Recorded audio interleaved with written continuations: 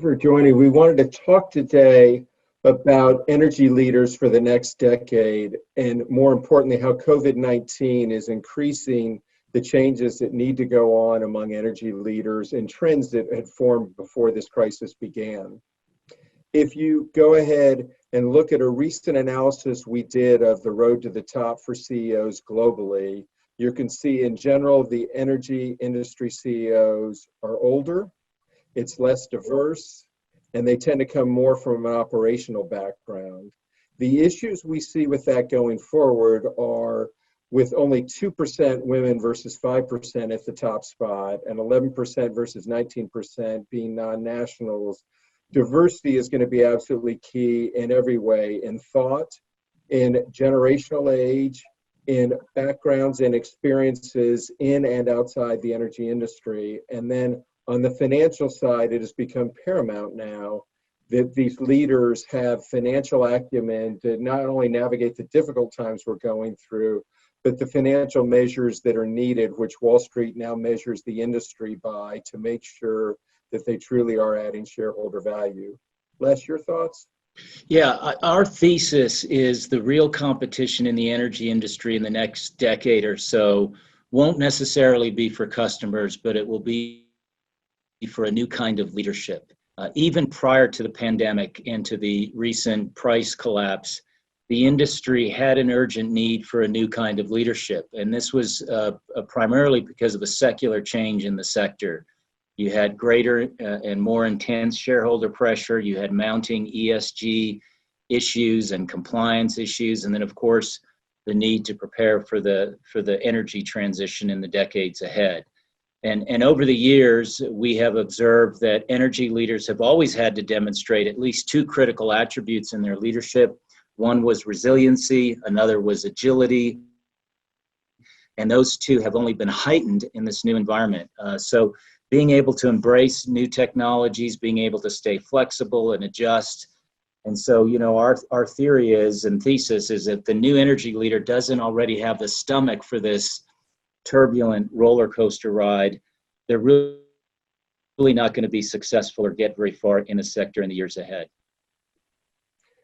And with that, there's essential capabilities they're going to need to go ahead and show. Roles we've seen in the marketplace that the CEO will now have to internalize themselves.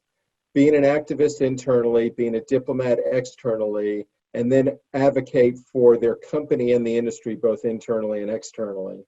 On the activist itself, what is absolutely essential is that financial skill we talked about earlier, and the attention to financial discipline, financial capabilities, and financial measurements as the drivers for the company.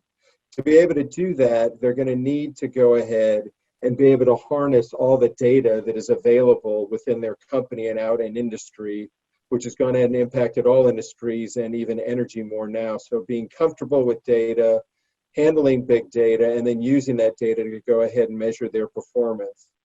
The other part is organizationally. They're going to have to look at their organization, which largely in the energy industry has been top down, much more formal. And as they attract younger individuals to the industry, the ability to go ahead and look at new, less rigid organizations and the ability to go ahead and do things virtually, as we've seen in COVID-19. Les?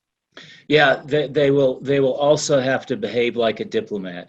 And what does that mean? That means this new leader in the industry will need to build smart and constructive relationships with the external community, shareholders, of course, the ESG community, especially as it relates to being a good steward of the land and environmental stewardship, reducing carbon footprint. So in addition to being an activist internally and a diplomat externally, we think there's a third skill set that's absolutely critical, and that is the new energy leader will have to be a passionate advocate for their business and the industry. Every industry on the planet depends on energy, needs the energy industry, which is an essential business. There's really tremendous moral purpose in the work that energy companies provide for humanity. If you think about the life-saving hospitals, for example, they wouldn't have been able to fight COVID without reliable and plentiful energy, nor could the hundreds of plastic materials for PPE equipment, N95 masks, ventilators. They wouldn't have been able to be produced without petroleum products. So we believe the new energy leader will have to develop all of these skills, 3 skill sets. Think like an activist, behave like a diplomat, and serve as a passionate advocate or cheerleader for their industry so they can be successful in the decade ahead.